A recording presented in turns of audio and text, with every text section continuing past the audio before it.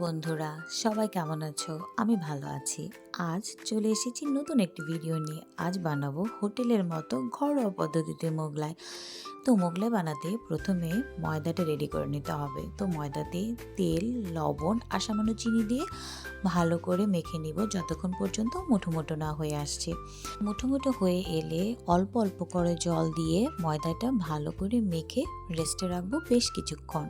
এরপর ডিমের গোলাটা তৈরির জন্য পেঁয়াজ কুচি, কাঁচামরিচ কুচি, লবণ, চিলি ফ্লেক্স, গোলমরিচের গুঁড়ো আর ডিম দিয়ে ভালো করে গুলে নেব।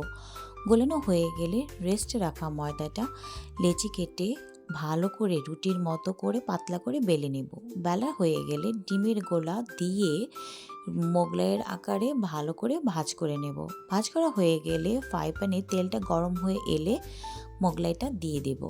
আস্তে আস্তে ভালো করে এপাশ ওপাশ করে মুচমুচে করে ভেজে নিতে হবে। ভেজে নেওয়া হয়ে গেলে প্লেটে নামিয়ে গরম মোগলাই, টমেটো সস আর শসা দিয়ে খেতে কিন্তু আমাদের ভীষণ মজা লেগেছে। তোমাদের রেসিপিটা কেমন লাগলো জানাবে কিন্তু।